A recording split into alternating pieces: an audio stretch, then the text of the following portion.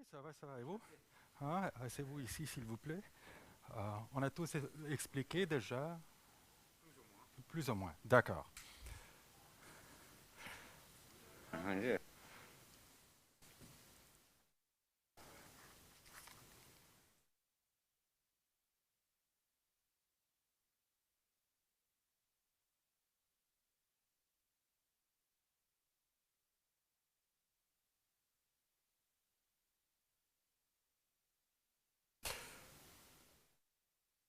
Lepo pozdravljeni vsi, ki nas spremljate v nocojšnji razpravi mladih s predsednikom Evropskega parlamenta Davidom Sassolijem.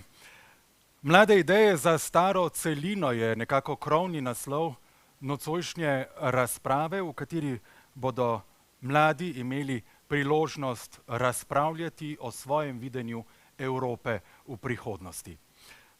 Z nami so seveda poleg predsednika Evropskega parlamenta Davida Sassolija, ki ga prav prijazno pozdravljam tukaj med nami, tudi Alenka Kreč-Bricelj iz kolektiva Smet v Med, Ema Odra-Raščan iz Študentskega društva za mednarodne odnose Globalis, Filip Muki Dobranič iz Danes je nov dan, Jasna Zakonšek iz odvetniške pisarne Zakonšek, sicer pa aktivno sodeluje z Mrežo za varstvo demokracije, Jure Poglajen iz Državljani sveta, Sara Štiglic iz Gibanja Mladi za podnebno spremembo, Mahdi Hašemi, ki bo za svojo izkušnjo Afganistanca, ki že 5 let živi v Sloveniji, lahko predstavil svoje videnje dogajanja v Afganistanu, Tadej Kobal iz sindikata Mladi Plus in Zarja Muršič iz COVID sledilnika.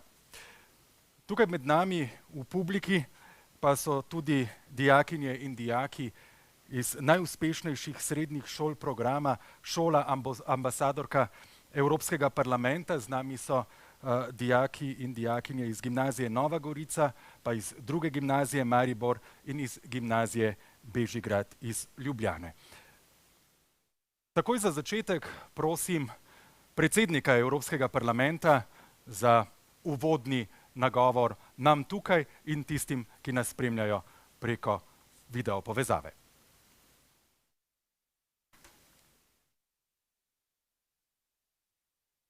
Innanzitutto buongiorno. Pozdravljeni. Zelo vesel sem, da smo takole vsi skupaj tule na sedežu Evropskega parlamenta. Veseli me, da na ta kraj prihajate mladi. Potrebujemo sodelovanje mladih, če želimo, da bo Evropa drugačna. In seveda v tem trenutku še bolj čutimo potrebo po tem. Saj vidimo, da brez Evrope bi vse naše države imele še dodatne težave. In sicer gospodarske težave, pa tudi finančne. Da ne govorimo o temah, kot je varnost. Vsaka evropska država, tudi tiste največje, bi brez Evropske unije bili veliko bolj krhki, ranljivi. In zato čutimo potrebo v tem trenutku, da skupaj razmišljamo o Evropski uniji in njeni prenovi. Lansirali smo v preteklih mesecih pomembno pobudo, kot veste, in sicer konferenco o prihodnosti Evrope, skupni razmislek skupaj z državljani, z mladimi, z univerzami, s svetom dela, s podjetniki. In sicer ugotavljamo, kje je potrebno evropsko demokracijo izboljšati, na katerih področjih. Imamo namreč občutek, da v tem trenutku je na kocki prihodnost. Pa ne le zato, ker moramo premagati obdobje težav povezanih s COVID-19. Kot zapuščino bomo seveda imeli v bodoče v zvezi s tem še veliko problemov. Poleg tega je tukaj tudi zavest o tem, da če želimo svoj življenjski slog ubraniti, svoje svoboščine, svoje vrednote, potem potrebujemo bolj učinkovito demokracijo. In konferenca o prihodnosti Evrope želi biti odprt prostor, s katerim inštitucijam povemo, kaj je potrebno izboljšati, katera področja in kako naj se izboljša evropski demokratični proces. Prepričan sem, da je to pravi trenutek, ko je treba to storiti in ko moramo to storiti skupaj. Zato vas pozivam, da pri tem sodelujete. To ni samo sebi namen, temveč ima za cilj izboljšanje naše Evropske unije. Hvala za to srečanje. Z velikim zanimanjem bom sledil vaši razpravi in rad bom poslušal vaše vprašanja. Hvala. Hvala, gospod predsednik. Seveda, ob vsem aktualnem dogajanju, ki se v teh dneh, teh tednih in teh mesecih dogaja po svetu, je seveda eno vprašanje, ki je pereče praktično vse skozi. To je vprašanje podnebja. Evropska unija si je seveda zastavila v razpravi o prihodnosti Evrope seveda tudi vprašanje zelenosti in zelenega odgovora na vse, kar se v podnebni krizi trenutno dogaja. Tukaj k razpravi še posebej vabim seveda Saro Štiglic in Alenko Kreč-Bricelj. Kako vidita evropsko delovanje na področju zelene prihodnosti? Idej je veliko, je videti tudi kakšen izplen iz tega v bližnji prihodnosti, kajti vse skozi poslušamo, da se mudi. Morda za začetek. Ja, zdaj se pripravlja v Evropski uniji en sklop, ki se imenuje Fit for 55. In to pomeni pač cel kup enih zakonov, ki bodo prinesli, upajmo, konkretne rešitve za podnebno krizo, s katero se soočamo. Bi pa rekla, da mogoče še bolje kot to, da smo Fit for 55, je, da naslovimo problem in to je 1,5 stopinje, ki je še cilj, ki ga lahko dosežemo, sprememba do 1,5 stopinje Celzija. Tako da to naslavljanje tega problema, po drugi strani pa, ne vem, je zelo dobro to, kar smo zdaj v tem tednu slišali, da se uvaja odredba o omejevanju izdelkov za enkratno uporabo. Pač jaz osebno, ker delam na področju problematike s smetmi, si želim, da bi bili ambicioznejši in da bi izdelke za enkratno uporabo iz plastike v zelo kratkem času popolnoma ukinili. Mlade ideje za staro celino je naslov tega današnjega razpravljanja, druženja. Mladi so v preteklih letih kar večkrat in zelo intenzivno opozarjali na potrebo po radikalnejšemu spopadanju z podnebno krizo. Upati je seveda, da so slišani pri tem, kako slišani so mladi v Evropi, ko zahtevajo bolj zeleno, varno zeleno prihodnost. Mogoče bi se najprej osredotočila na prvo vprašanje. Torej, ja, recimo v Sloveniji in Evropski uniji se sprejemajo določeni ukrepi, torej postavljamo neke smernice, ki recimo, da deloma ustrezajo smernicam znanstvenikov, torej kaj bi morali doseči, da bo podnebna kriza čim bolj zamejena, oziroma da bomo dosegli vse, kar potrebujemo, da bo lahko ta planet obstal takšen, kot je, oziroma da bo obstal z nekimi živimi bitji in tako dalje. Zdaj, kako smo slišani mladi, če se osredotočim na slovensko politiko, slišani smo zelo slabo ali pa pač sploh ne. Še takrat, ko smo slišani, je prikazano bolj kot wow, čudovito, mladi so se zbudili, kako so prisrčni, dajmo jih malo poslušati, ampak se pravzaprav ne vejo, o čem govorijo. Tako da ja, prvo bi bilo treba spremeniti mentaliteto tega, koliko mladi vejo in koliko vejo starejši, ker vemo, da je to čisto odvisno od vsakega posameznika.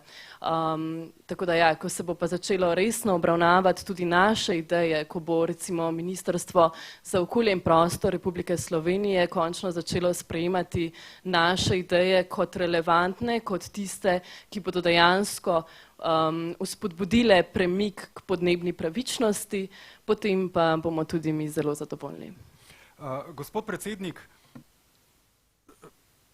veliko je govorov, veliko je opozoril, razprave seveda gredo v to smer, da se neke zakonske ali pa neke podlage na ravni Evropskega parlamenta, Evropske unije vendarle sprejmejo. Potem pa se nekako zdi, da se ta stvar ustavi pri implementaciji, pri času te implementacije. Začne se z veliko besedami, konča se več ali manj razvodenelo. Kako tokrat preprečiti, da se nam spet ne bo ponovilo to, kar vse prepogostokrat doživimo?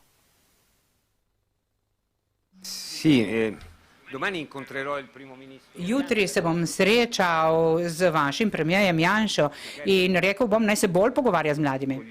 Morda bova izkoristila tudi priložnost, oziroma bomo izkoristili priložnost, da predsedniku vlade povemo, da sodelovanje mladih ni nekaj, kar je pravzaprav fakultativno, je ali pa ni, temveč da je sodelovanje mladih in poslušanje mladih dolžnost politike. Zlasti politike, ki želi zreti v prihodnost. Evropska unija z tega stališča pravzaprav ne izhaja iz ničle. Na začetku tega zakonodajnega obdobja smo začeli razmišljati o naši specifiki in opredelili smo jo v pozivu, ki so ga lansirali ravno mladi v politiki po celem svetu. To je, da se reši ta svet. To je naša blagovna znamka za prihodnost. Rešiti ta planet. In ni slučaj, da smo prišli do COVID krize z že izoblikovanim predlogom, Green Dealom, ki v Evropi vidi možnost, da smo najboljši v razredu pri razogljičenju do leta 2050. Zelo natančno določenimi cilji in tudi povsem natančno opredeljenimi roki v določenih časovnih okvirih, ki so zastavljeni kratkoročno. Ni res, da ne slišimo mladih, če glede reševanja planeta ne bi slišali krika mladih, bi politika najbrž bila še vedno zelo nazaj s temi temami. In do COVID-ne krize smo prišli s to vrstno izkušnjo z Green Dealom, ki nam je pomagal, naprimer, da določimo skupne cilje glede virov, ki bodo prenešeni na države članice.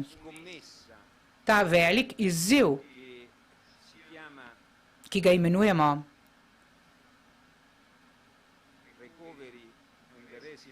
Recovery and Resilience v angleščini, je pravzaprav izziv za doseganje skupnih ciljev, pri katerih morajo vse države do leta 2030 pa 2050 doseči določene cilje. Zato ne drži, da mladih ne poslušamo. Res pa je, da mehanizmi za implementacijo, kot ste pravilno povedali, pogosto meljejo ti mlini počasi.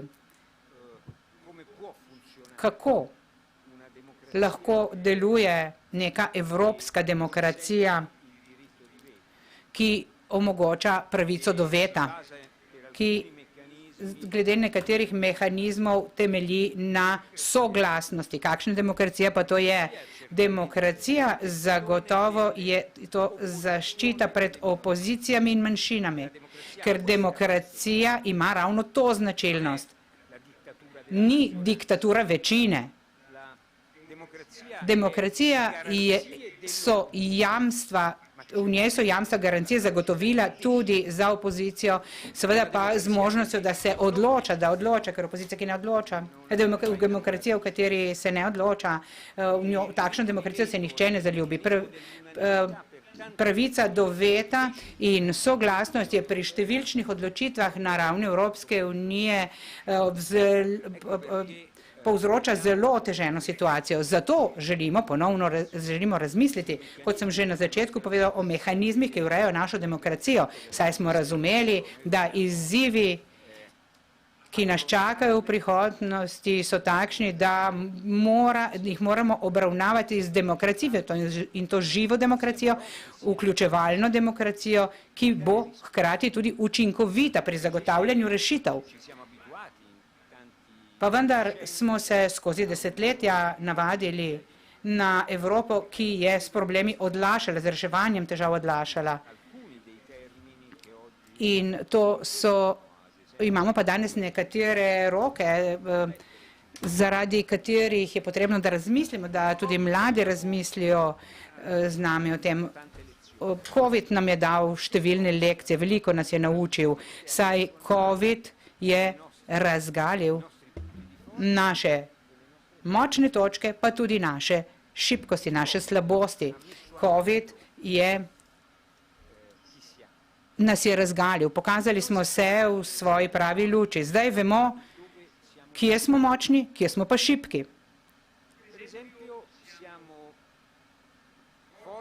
Močni smo, na primer, ko evropske države razumejo, da morajo Evropsko unijo pooblastiti v zvezi z nekaterimi inštrumenti, s katerimi se vsem 27 državam članicam omogoči, da se ukvarjajo z istim problemom. Naprimer, pri tem je zelo pomembno to, kar se je zgodilo. Saj glede cepiva, glede raziskav za cepiva, glede distribucije cepiv, če evropske države, če ne bi prenesle pooblastil na Evropsko unijo v zvezi s temi mehanizmi, bi v Evropi prišlo do vojne. Prišlo bi do vojne med bogatejšimi in revnejšimi državami. Prišlo bi do vojne za raziskave, za nakup cepiv, za cepilne kampanje. Pa ni bilo tako, 27 držav je namreč ugotovilo, da se temu lahko izognejo tako, da omogočijo in pooblastijo Evropsko unijo, da sprejme nov. Širši sliki še vrnili, poskušajmo za trenutek ostati še pri... Sì, però voglio finire. Perché Volite voglio pa, dire da dove končam, invece ker želim še povedati, kje pa smo šibki, to sem želel še dodati. siamo più deboli No, quando šibki smo, i paesi europei, i governi, ko evropske države, evropske vlade, ko nacionalne države ne občutijo potrebe po tem, da bi se z določenimi izzivi spopadli skupaj. Dejansko smo zelo razočarani na tem. To je hudo, to je ponižujoče, da smo slišali od številnih neevropskih držav pripravljenost, da sprejmejo prebežnike iz Afganistana. Kanada bo sprejela več 10.000 Afganistancev. Ponižujoče je, da nismo slišali ene same evropske države, da bi zatrdila isto. Menim, da je to obdobje, ki prinaša veliko kriz. Soočamo se s številnimi krizami in lepo se pokaže, kdo smo pri takšnih krizah. To je zagotovo dober pouk za nas vse. To si velja zapomniti, o tem se moramo bolje pogovoriti in to je potrebno razjasniti. Kot vse zadeve, tudi ta potrebuje politični boj. Rezultati ne bodo padli z neba, niti s češnje v Italiji z jablane. To je vse plod našega dela, naših prizadevanj, hkrati pa tudi soglasja, ki ga bomo znali med seboj na to temo doseči. Sara Štiglic je vmes, mislim, da pripravila repliko Zato prosim. Zelo hitra replika. Nisem pristojna za to, da bi govorila o tem, kako Evropska unija oziroma Evropski parlament vključuje mlade v razprave.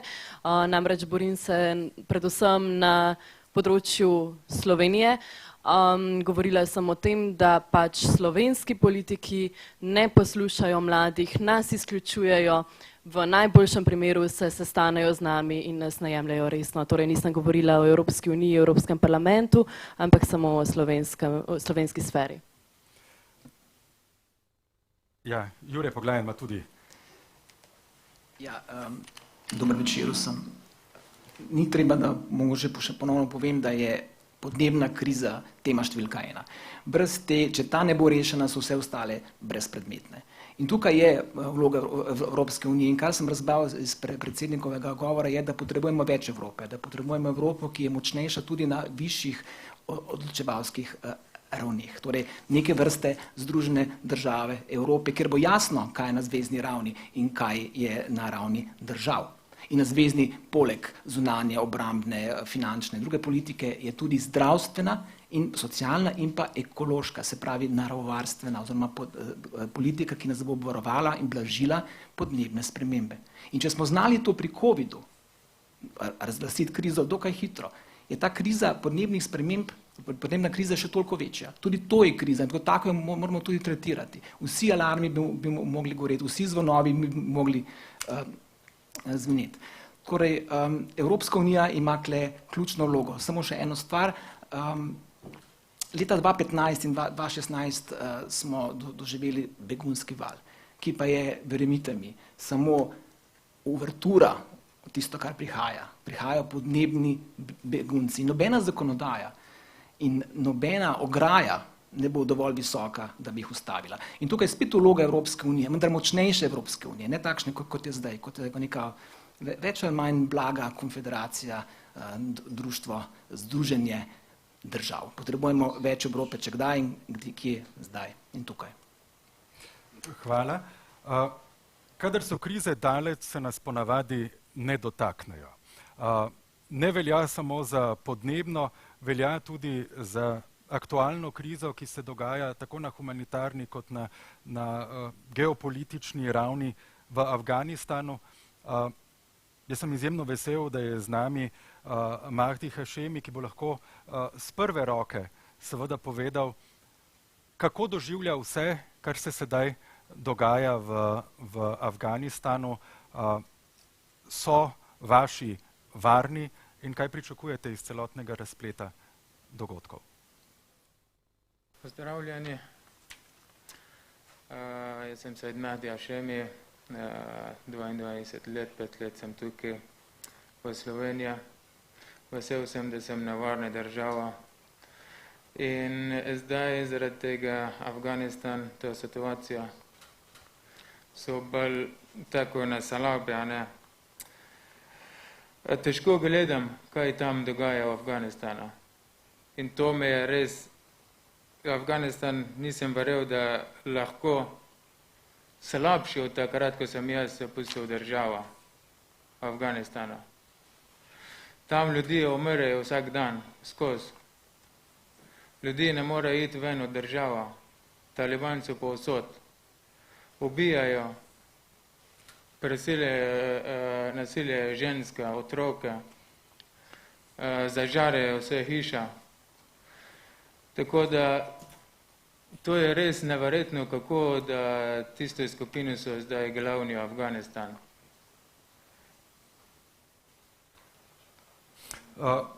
Mogoče še, da tukaj vključim Emo Odro Raščan in Jureta Poglajna. Zdi se, da se iz krize 2015 nismo prav dosti naučili.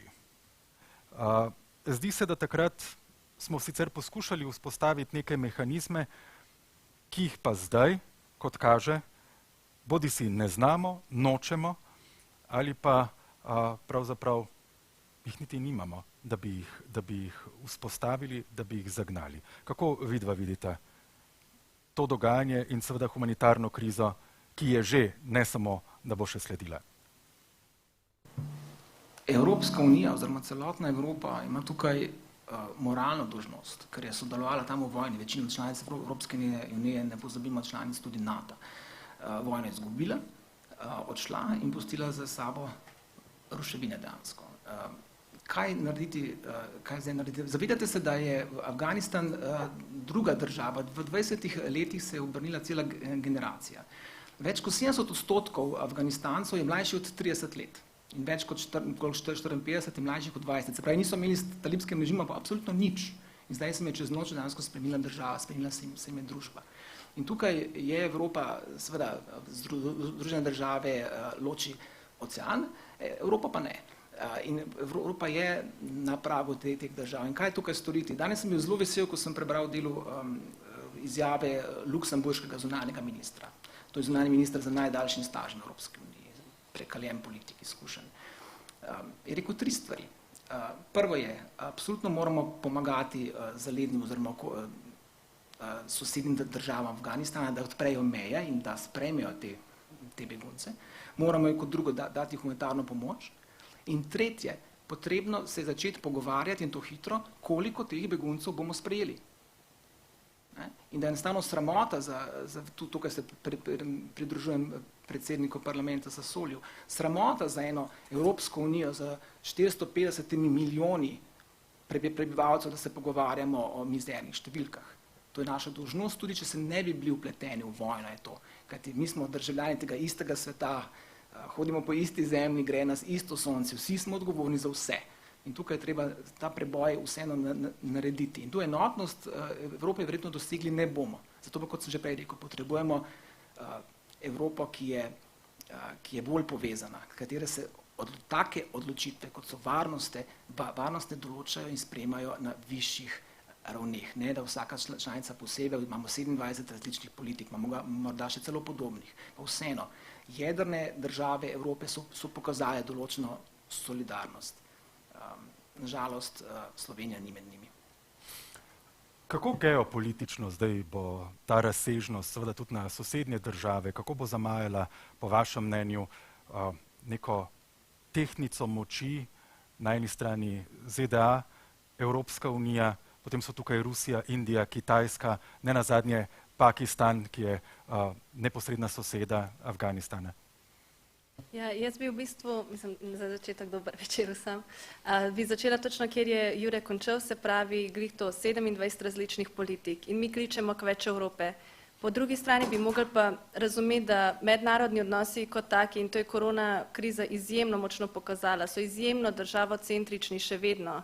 Mi imamo mednarodne organizacije na mestu, ki so narejene kot platforme za dialog, pa vendar, ko pride do hitrega izziva, takoj pride do odziva samih držav. In nažalost, ja, traja nekaj časa, da se potem poenotijo znotraj mednarodnih organizacij, da pride do nekega odgovora.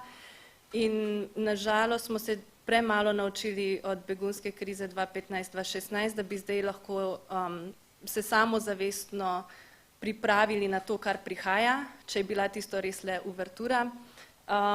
In po drugi strani pa kako izgleda, kakšni so interesi v regiji, pa poglejmo Macron, je bil pred kratkim v Iraku in že igra to svojo igro za leto 2022, ko bo ponovno verjetno šel na volitve. Torej, za začetek lahko pogledamo, da se že pripravljamo na nove volitve znotraj Evropske unije, potem po drugi strani pa sama vloga držav v regiji je pa vsaka država spet zase. Indija kliče pa pomoč, ker pravijo, da jih je strah pred trenutno s talibani. Potem Pakistanci imajo ideološke interese s talibani. Tako da gre za neko regijo, kjer trenutno Evropska unija se bo ponovno znašla v situaciji, kjer bo samo klicala oziroma obžalovala dejanja in s podobnimi frazami iskala nek dialog, ker sama pač ne bo igrala tako aktivne vloge na tleh, ker je do zdaj igrala tudi le preko držav članic, ki so znotraj NATO, ker vendarle vemo, da Evropska unija svoje vojske pač nima. Tako da jaz bi rekla, da kar pa lahko pričakujemo, je pa to, da bo znotraj EU izjemno taka situacija, ki je ne znamo točno napovedati, ker bosta interesa Francije in Nemčije močna. Za Francijo imamo trenutno res da Macrona, ampak v Nemčiji pa tudi ne vemo, kakšen bodo izidi trenutnih volitev in ne vemo, na kaj lahko računamo, na kakšne sile znotraj Evrope, ki nam bojo dajale smernice manjšim državam, ki vendarle sledimo tem smernicam. Hvala, gospod predsednik. Več Evrope, a zdi se, sami ste prej omenili, da je največja coklja, največja ovira pri tem več Evrope to, da evropske države Evropske unije pri ključnih krizah ne znajo prestopiti nekih svojih internih nacionalnih želj. Tukaj smo že slišali francoske predsedniške volitve, v Nemčiji kanclerske volitve. Koliko močna, in tukaj vas prosim za iskreno in nepolitično mnenje, koliko močna je Evropska unija v širšem geopolitičnem svetu, ko stoji ob boku Združenim državam Amerike, Rusiji, Kitajski in ostalim vzpenjajočim se silam. Koliko enotno lahko nastopi? Je zmožna te enotnosti hitro?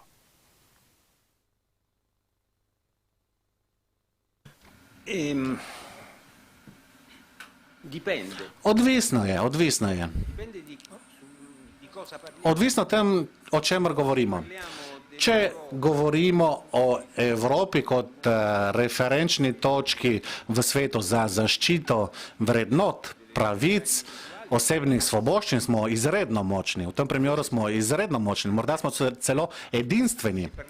Če pa govorimo o tem, kako mi razvijamo to svojo moč na mednarodnem prizorišču, je to odvisno od posameznih sektorjev, pristojnosti.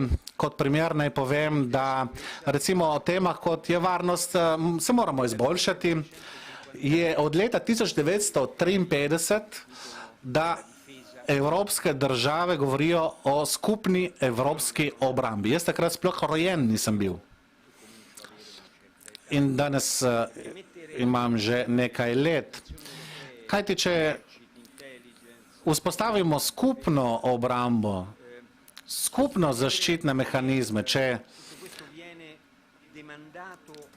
za vse to pooblastimo, prenesemo na Evropsko unijo in torej države se rešijo teh pooblastil, to ni lahko. Ta proces je zapleten in isto velja na primer za zunanjo politiko.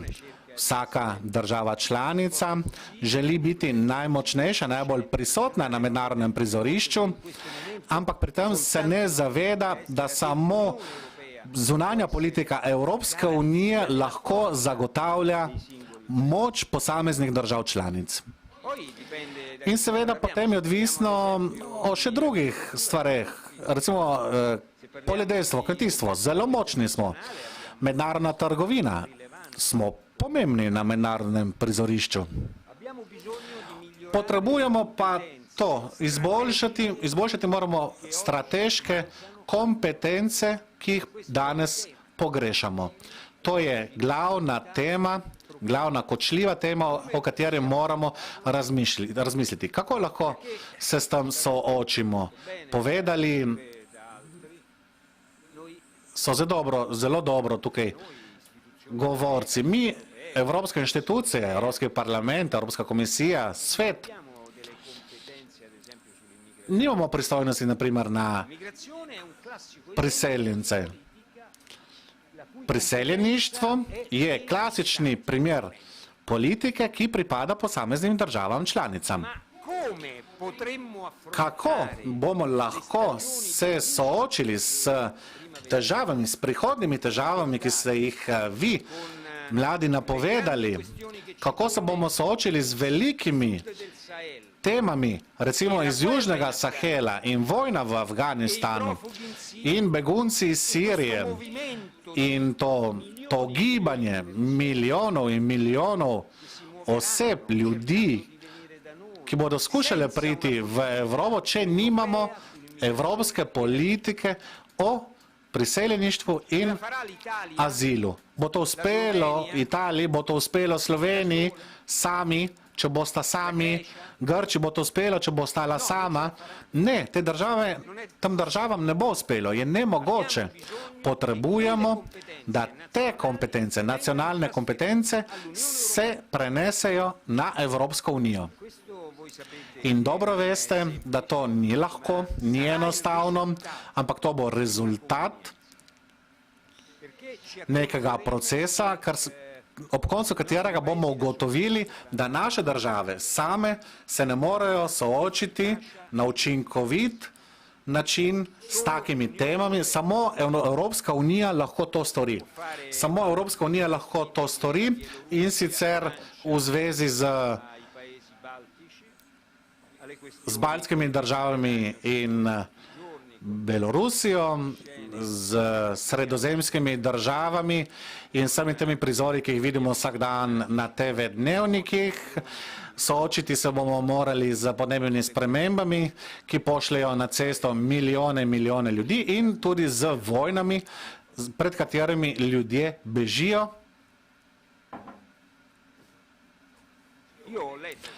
Jaz sem prebral v časopisih stališče mojih kolegov, tudi drugih evropskih inštitucij, pa kolegov iz nekaterih držav članic. In zelo me sramotijo določeni odgovori, ponižujejo me. Drži, mnogi vaši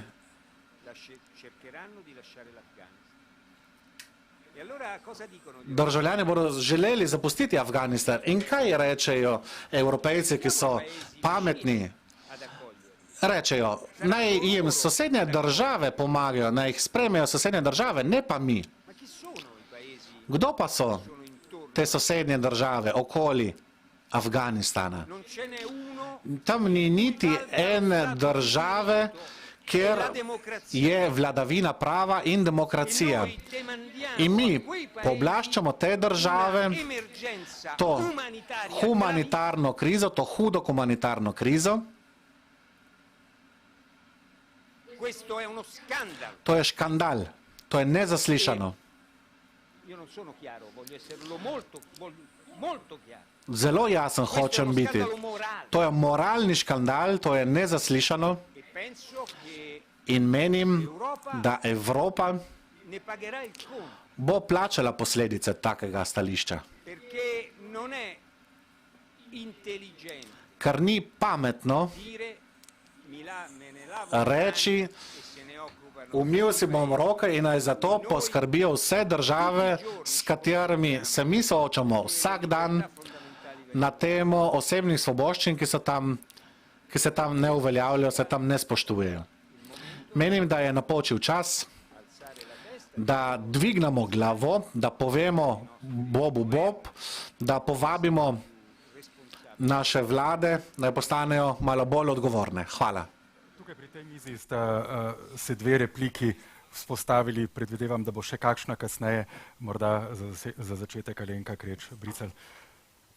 Samo vprašanje gospodu Sasoliju, kako lahko prebivalci Evrope pričakujemo, da se bo Evropa pozitivno odzvala v krizi v Afganistanu, da bo tja pripeljala demokracijo, mir, blagostanje, če tega še znotraj svojih meja ne zna nasloviti. Vidimo številne avtokratske režime, tudi v Sloveniji je stanje demokracije izjemno slabo v zadnjem času, da ne govorim o Belorusiji, Madžarski, Poljski.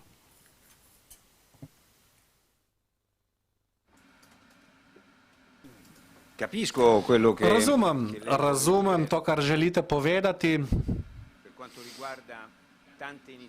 Glede številnih pobud, ki jih predlagajo določene vlade, veste, da imamo veliko odprtih dosjejev v Bruslju glede ravnanja nekaterih držav članic. Dobro veste, da glede Madžarske in Poljske smo uvedli tudi dotične postopke, ki se še izvajajo. Na začetku korona krize smo podčrtali, da ta huda situacija bi se z nje rešili z demokracijo. Ne moramo pač dovoliti, da nekatere države kršijo osebne svoboščine, ključne svoboščine, in zato smo uvedli določene zakonodajne predpise, zakone, s katerimi smo se osredotočili prav na to temo. To dobro veste.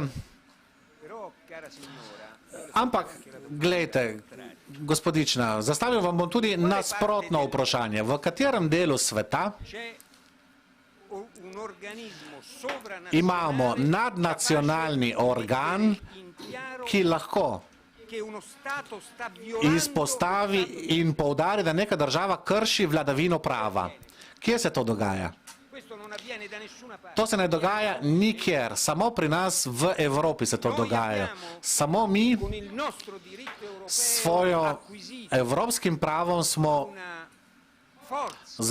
si zagotovili neko moč, da prepričamo, da usmerimo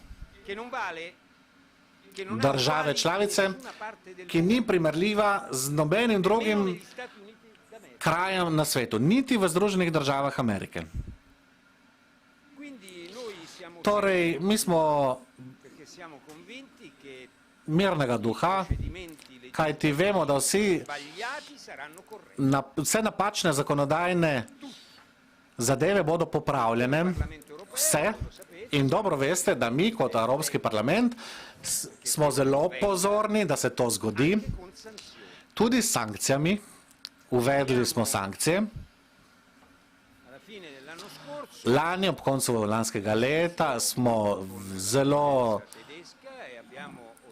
razpravljali z nemškim predsedstvom in smo dosegli res zavidljiv rezultat. Skupaj s proračunom Evropske unije naj se razpravlja tudi o pogojevanju oziroma pogojnosti vladavine prava. Torej, če se ugotovi, da nekdo krši osebne svoboščine, ne prejme denarja, kajti veliko je na tem. Denar lahko prepriča, da se ne krši več določenih zakonov oziroma da se ne uvede več določenih zakonov, ki jih določeni parlamenti uvajajo. To ni nekaj zanemarljivega. To se dogaja samo pri nas. Ponosni moramo biti nad tem. Seveda smo tudi zelo zaskrbljeni, ker nekateri parlamenti, nekatere vlade bi morali dodobra razmisliti o tem, koliko je pomembno, da podčrtamo, da poudarimo svoje vrednote, da jih ne kršimo. Zakaj se jim to splača? To nas skrbi. Ampak smo tudi zelo ponosni, kajti danes Evropska unija lahko zaščiti osebne svoboščine vsakega svojega državljana in to ni nezanemarljivo. Hvala. Tukaj je še Sara Štiglic želela zastaviti repliko, potem se bom pa na tej strani malo več še pogovarjal, zato se premikam na to stran. Prosim. Ja, se upravičujem, ker skozi govorim. Želela sem povedati to, da kar je Jure že sicer vmes omenil, se pravi, spet se soočamo oziroma se bomo soočali z migracijsko krizo, ponovno prihajajo ljudje k nam, ampak nekako se ne zavedamo, da če ne bomo uredili podnebja, bodo zadeve še hujše. Zdaj nam je najlažje gledati kot države članice, kako na mejah, skrajnih mejah Evropske unije pač se zbirajo begunci, tako kot je bilo to v Grčiji, pa je potem prihajalo do konfliktov s Turčijo. najlažje je gledati, kako so ljudje tam in potem sprejemati neke sklepe, koliko beguncev bomo pa mi sprejeli in bomo sprejeli potem recimo 10 ali pa se bomo oglasili, da zaenkrat pa morda ne bi sprejemali beguncev. Torej, zdi se mi smiselno, da razmišljamo za naprej.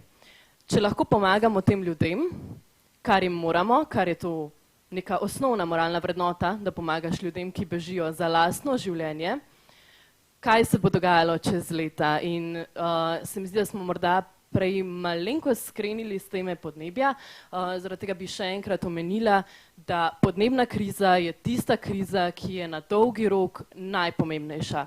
Planet bo ostal, narava se bo najverjetneje obnovila, kaj bomo vmes počeli, koliko živalskih vrst bo izumrlo zaradi nas, naše nespametnosti, ker postavljamo kapital pred živa bitja, pred življenja. Je sicer druga stvar.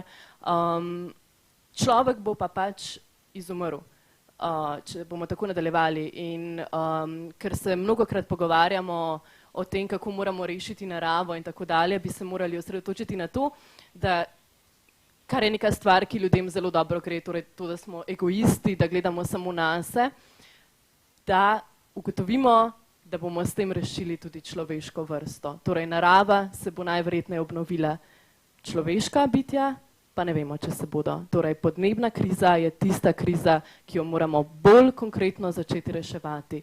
Najlažje je, torej, da znanstveniki dajo neke pobude, neke smernice, Evropska unija tudi začrta te stvari, potem pa vidimo recimo v Sloveniji, v Republiki Sloveniji, kako Ministrstvo za okolje in prostor pripravi osnutek dolgoročne podnebne strategije, ki sploh ne sledi tem smernicam. Tako da ja, sicer pa lepo pozdravljam vse sankcije, ki ste jih že izpeljali zoper države, ki kršijo moralne vrednote. Še 3 teme imamo za obdelati, nekoliko nas čas že preganja, ampak na tem mestu vam dajem v razmislek vprašanje publiki.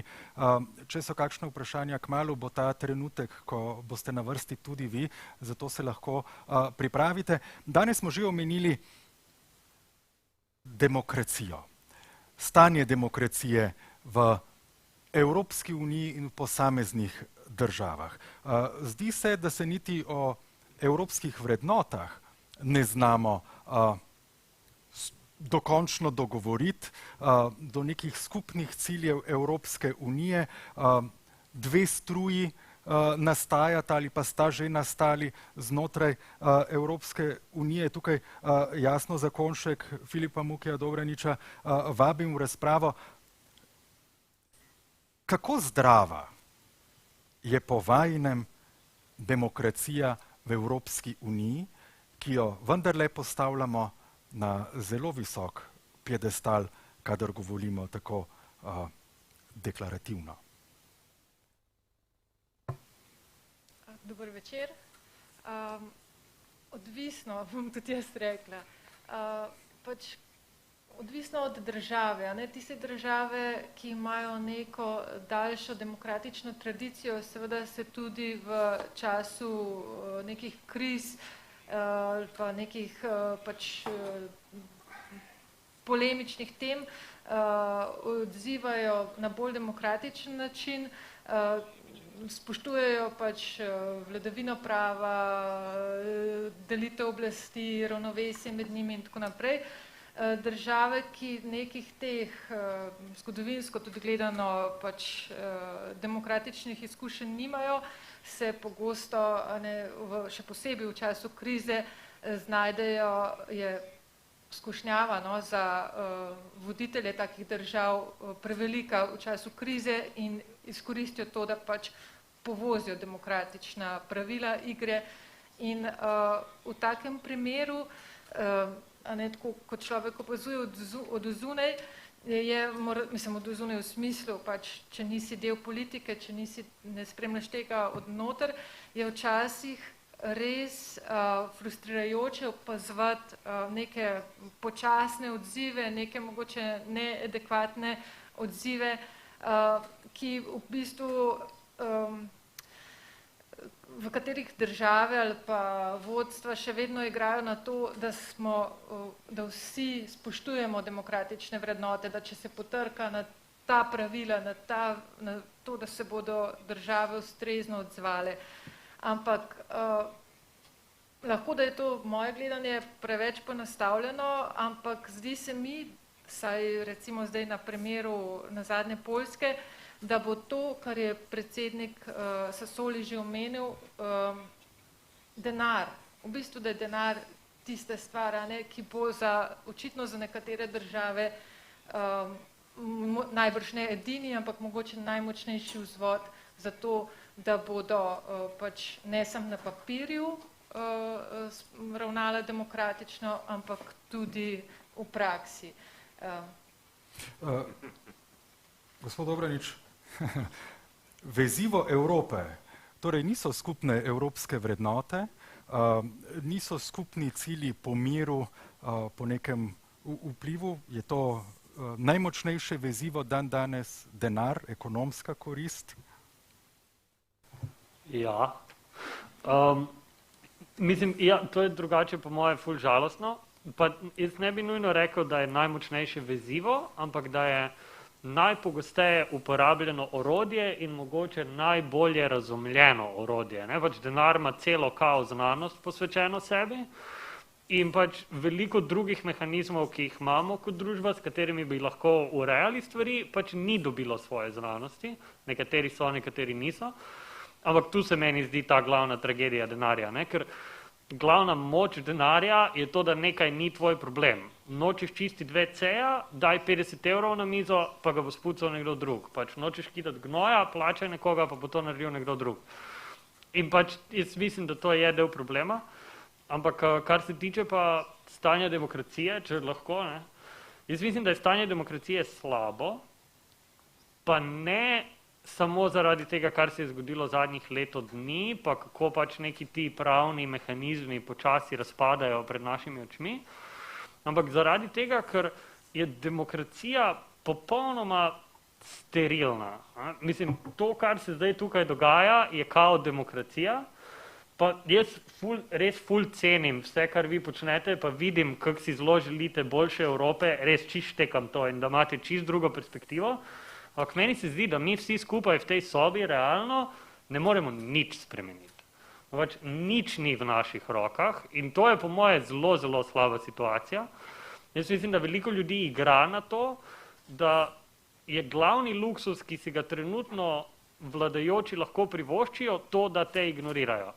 Ker tudi vaša moč kot predsednik parlamenta, ta prava, po moje, ne izhaja iz tega, da imate pravico, da dajete izjave in ste pod njimi podpisani kot predsednik, ampak da nekatere stvari ignorirate. Nekatere stvari pač niso problem, ne pridejo na dnevni red, da z nekom nimate sestanka. In jaz mislim, da je naša demokracija zelo zoptimizirana v to smer. Pač, mislim, da bi morali začeti razmišljati o tem, kako bomo demokracijo gradili na nekih, da ne rečem, grassroots pogodbah in procesih, v katerih bodo lahko ljudje sodelovali. Jaz ne vem, kako to zgleda. Jasno mi je, da ne moreš 450 milijonov ljudi spraviti v en parlament, pa da se cel stadion ljudi ne more normalno pogovarjati.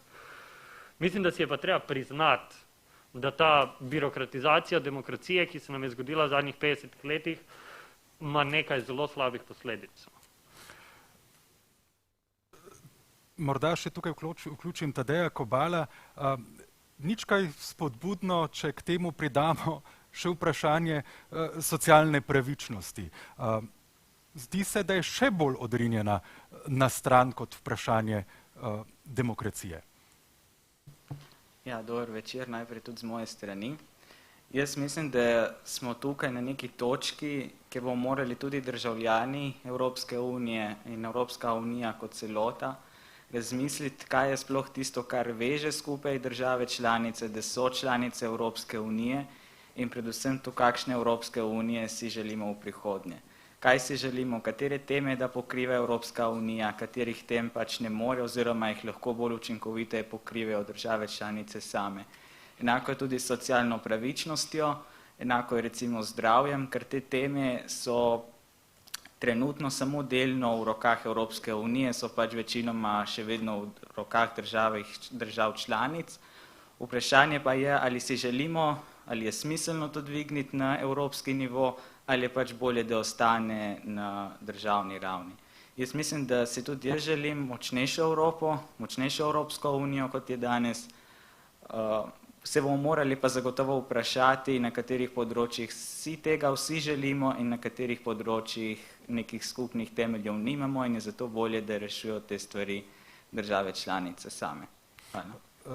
Tukaj Jasna Zakonjšek je hotela še eno repliko. Ja, mogoče sem bila že ta prvič glede tega jasna.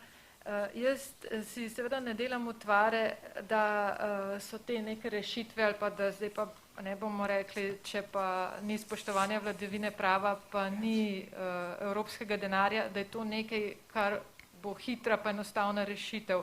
In seveda imamo v mislih, da so recimo taki mehanizmi primerni za neke res ekscesne situacije, medtem ko vseeno najbrž, in tukaj pa upam, da ne bom naivno optimistična, da evropske države oziroma državljane Evrope vseeno smo del tega in se trudimo za izboljšave zato, ker delimo neke te skupne vrednote, ne zato, ker imamo pač nad sabo recimo neko palico in neke negativne sankcije. Tako sem, da ne bi na tako pesimistični noti. Prej smo omenjali denar kot sredstvo veziva in kazni. Obzorje Evropa je za program raziskav namenilo v obdobju 2021-2027 95 milijard evrov za znanost. Kljub temu so evropski proračuni oziroma evropski proračun za znanost, za znanstvene raziskave ne pri samem vrhu tega, kar recimo konkurenti Evropi namenjajo znanosti. Da je Evropa premalo na znanost, za znanost, v končni fazi je tudi pandemija zdaj pokazala, da znanost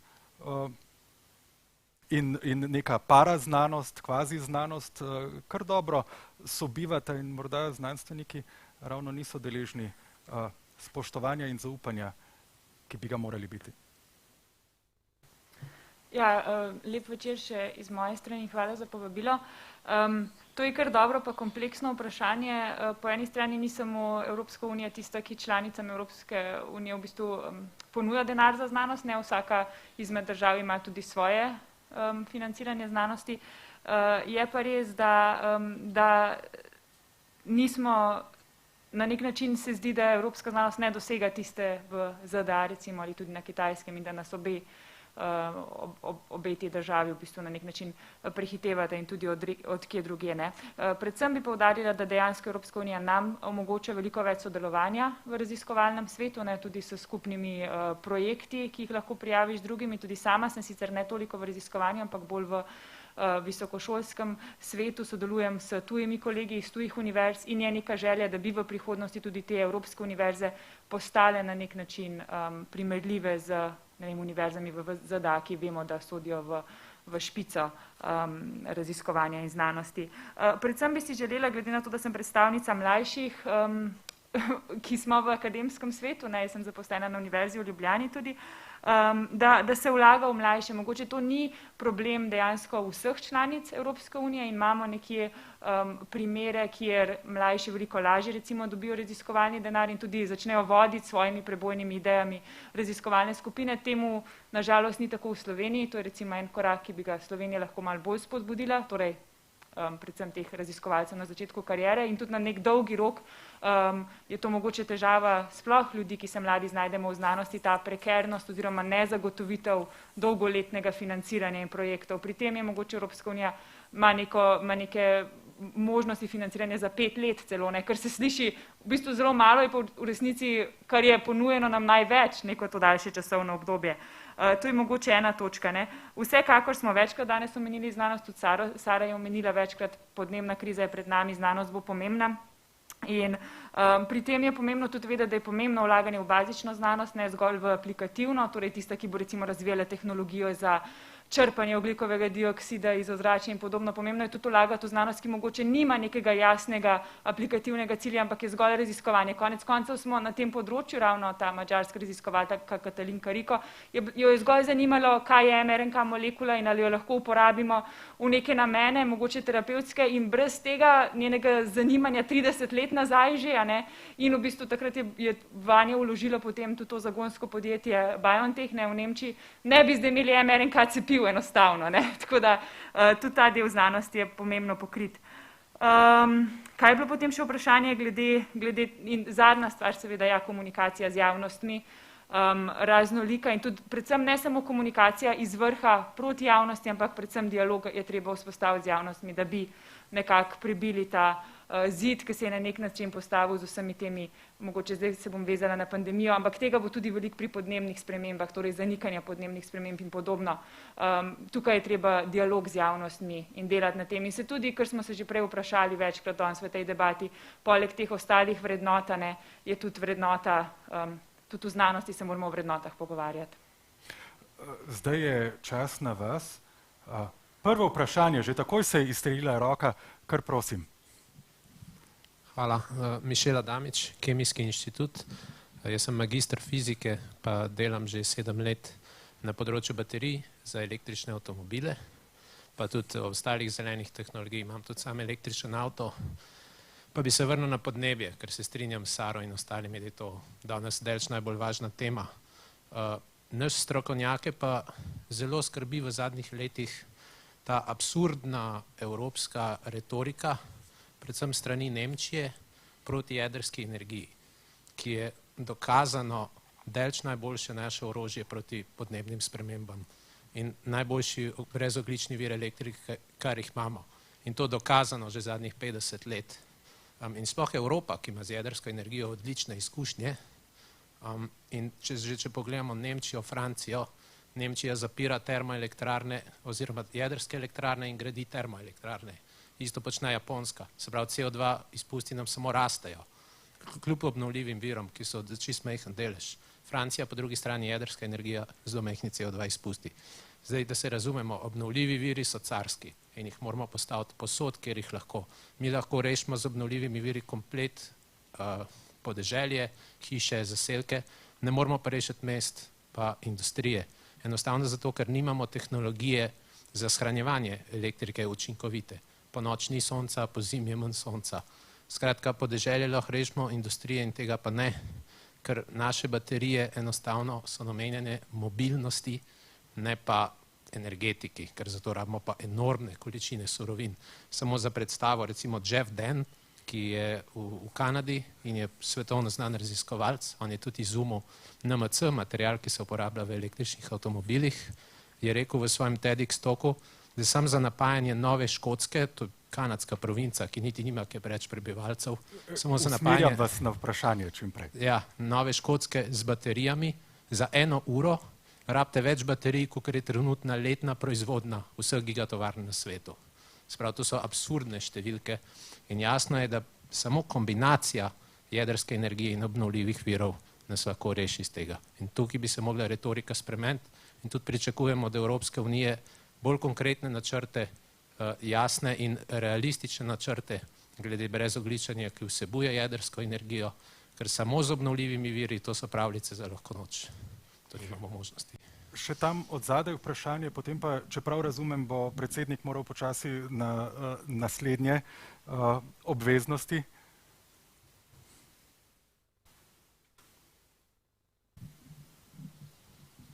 Dober dan, Timotej Klinc, Pravna fakulteta Univerze v Ljubljani. Smo pa eno vprašanje, ki se še najbolj navezuje na nekako demokracijo v Evropski uniji. In sicer, zakaj je prišlo do tega, da je oponiranje Evropski uniji nekako lahko postala agenda nekaterih politikov, nekaterih političnih strank, ki v domovini dobivajo nekako ogromno podporo. Celo tako, da naprimer se morajo na Madžarskem in na Poljskem celotne opozicije združiti skupaj, da probajo vsaj realno napasti neko to vodilno stranko, ki ima primat. Ne.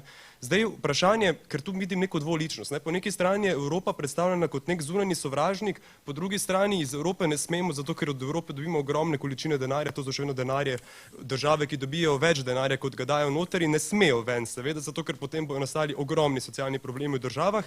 In zdaj, kaj je tu razlog? Ne? Je to preprosto občutek oddaljenosti Evropske unije od nekega človeka, ne? Ali je tu neka iskrena agenda teh ljudi, ali je tu neka občutek krize in straha, ki počasi prihaja, ne? Joj, kaj nas čaka jutri in v prihodnosti. Ne? Tu me zanima, kaj mislite, kje vidite, da je ta razlog za to? Hvala. Gospod predsednik. Sì, grazie, avete fatto Hvala. Ja, res veliko opask ste dali, nekatere so zelo pomembne. Recimo, ideja o tem, da Evropa se mora okrepiti zato, da se lahko sooči spopade z izzivi. Osebno menim, da o temah, ki se navezujejo na Green Deal, nismo začeli z nule. To je naša prednost, po mojem. Želimo leta 2050 postati prva celina brez emisij, brez ogljičnih emisij. Nične emisije želimo doseči do leta 2050. In to je konkretna obveznost. In želimo, da vseh 27 držav članic uporabi vire programa za okrevanje,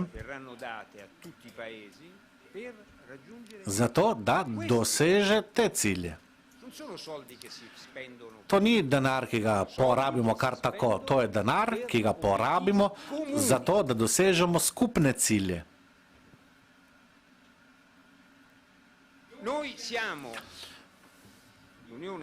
Mi, Evropska unija, je edini akter na mednarodnem prizorišču, ki želi doseči ta rezultat in zato, da to uresniči, v tem trenutku je v razpravi 15 zakonodajnih odlokov, ki bodo točno nakazali postopek, proces, ki ga bodo morali spoštovati vse države članice, zato da leta 2030 dosežemo prve rezultate in da leta 2050 Evropa postane prva celina brez ogljičnih emisij. Vi se strinjate? Menim, da je to ni izmišljotina. To je politični cilj. Želimo postati prvi v razredu, najboljši na svetu. In da nam to uspe, se moramo pač opremiti z inštrumenti. Ni dovolj, da rečemo, da jutri, čez 10, čez 20 let. Ne. Zato, da dosežemo te rezultate na 10, 20 in 30 let, potrebujemo ukrepe, dejanja potrebujemo. Katera dejanja potrebujemo? Naprimer, je treba, da države, ki porabijo več premoga kot druge, da jim pomagamo, ker imamo določene države, ki do pred kratkim so bile odvisne od premoga v višini 100%. Danes z nekaterimi dejanji to stopnjo znižujemo, jo omejujemo, imamo pa velike neskladnosti in razlike med državami članicami. In ta tranzicija, ta prehod moramo udejaniti zelo previdno, skrbno, zato da omogočimo vsem državam, da izravnajo nekako svojo dodanost odvisno in da so vsi na istem, zato da Evropska unija, da evropskemu prostoru, da doseže leta 2050 ta velik rezultat. Glejte, ki to povzroča po svetu reakcije, odzive po svetu. Naprimer, Združene države Amerike so obtožile Evropo, accelerare troppo. da preveč pospešuje, da preveč Quindi, per esempio, teče. mettere in discussione la loro In torej so prišle do tega, da postavijo pod dvom svojo avtomobilsko industrijo. Tudi Kitajska vidi veliko nevarnost v tej naši evropski perspektivi. Vsi globalni akteri so zelo zaskrbljeni. Noi siamo convinti che Mi pa smo po drugi strani prepričani, che questa strategia non si debba fermare. da te strategije ne smemo ustaviti, ravno nasprotno. Possa consentire a Ta strategija mora omogočiti vsem akterjem zunaj Evrope, da izboljšajo svojo učinkovitost, kajti če želite priti prodajati v Evropo, morate spoštovati evropske standarde. Pomislimo na Kitajsko. Pomislimo na Kitajsko, ki proizvaja neverjetne količine in onesnažuje na neverjeten način. Kaj bo morala storiti Kitajska za to, da bo lahko prišla prodajati svoje izdelke v Evropo? Spremeniti se bo morala. Prestrukturirati se bo morala. Svoje gospodarstvo bo morala spremeniti in svoje podjetja bo morala spremeniti. In menim, da je to vloga voditelja, ki jo Evropa mora imeti. Zato ne smemo krčiti svojih ambicij. Vem, da je denar zelo pomemben. Denar pa lahko uporabimo in izkoristimo na različne načine. Recimo, pred 10 leti se je denar uporabljalo kot neko palico do držav, ki so bile v težavah, ki so se znašle v težavah. Vi ste bili zelo mladi, ampak pred 10 leti Grčija je zašla v velike težave in Evropa ni dokazala nobene solidarnosti. Danes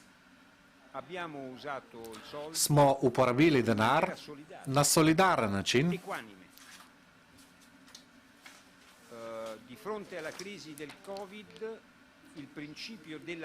V primeru krize COVID-a je načelo solidarnosti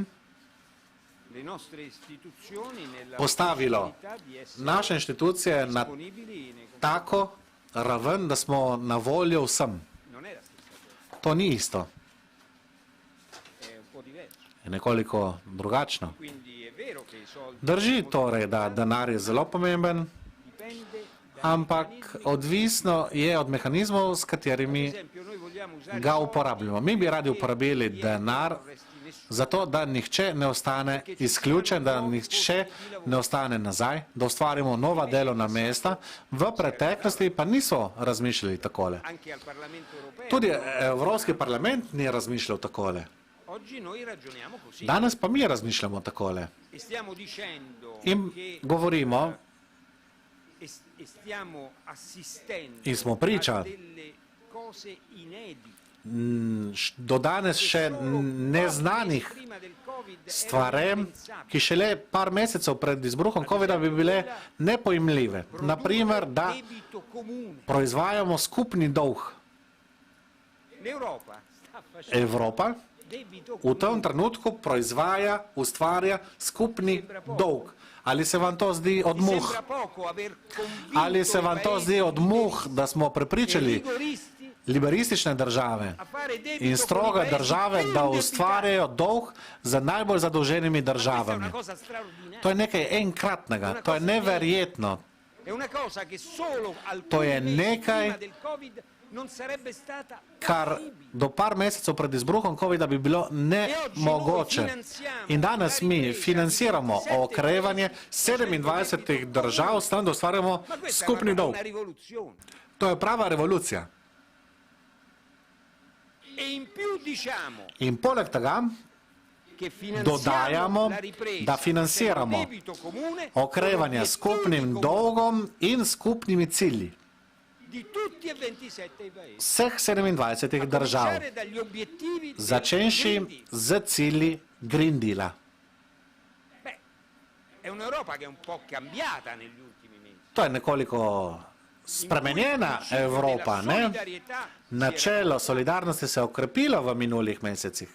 Poi questo non vuol dire che noi To še ne pomeni, tanti problemi. da nimamo velikih težav, s katerimi se moramo spopasti. Nekaj smo jih že nakazali. Vsakič, Alcune competenze ko nazionali določene nacionalne i paesi kompetence si ostinano države članice a non voler nočejo condividere jih deliti z Evropo, l'Unione Europea ha delle takrat Evropska unija zaide v velike težave.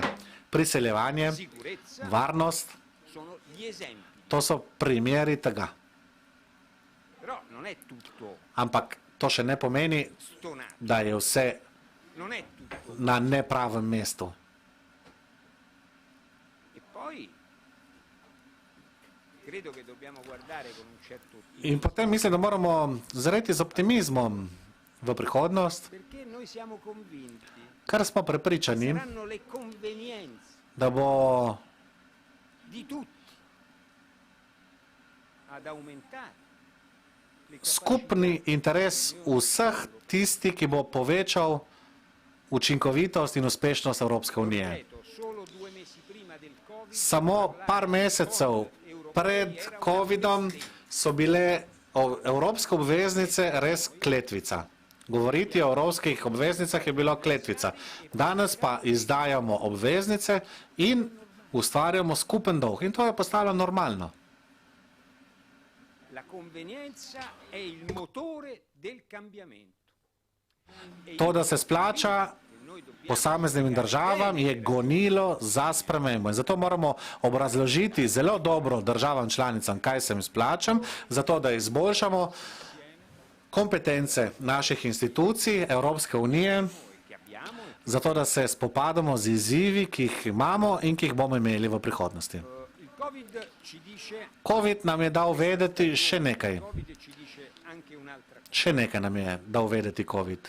sulla quale vorrei che tutti fossero attenti. In rad bi vas pozval, da smo vsi pozorni na to, da smo vsi koncentrirani na to, kajti v tem trenutku Evropska unija je nekako osamljena, sama brani nekatere demokratične vrednote, glede na neke oziroma zoper avtoritarne sisteme, ki želijo dokazati, da so bolj učinkoviti od demokracije. To je ta izziv.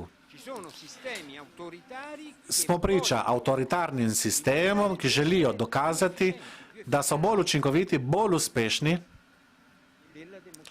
od demokracije. Zato moramo biti zelo pozorni do tega, biti zelo pozorni do demokracije, svobode, osebnih svoboščin,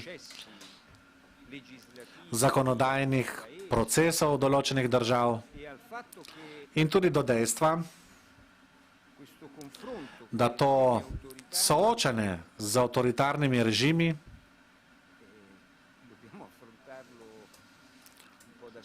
se s tem moramo spopasti nekako osamljeni, nekoliko osamljeni.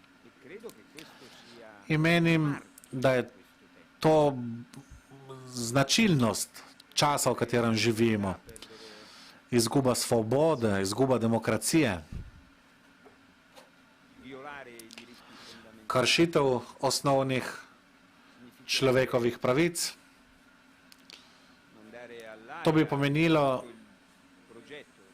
uničiti evropski projekt Evrope. Na tem moramo biti zelo pozorni, kajti naša demokracija je osnovna dobrina, vse se začne in vse se konča z demokracijo. In torej moramo pozvati države članice, da so pozorne, ko govorimo o osebnih svoboščinah. Menim, da je to primerno, da je to koristno, da je to nujno, zato da je Evropska unija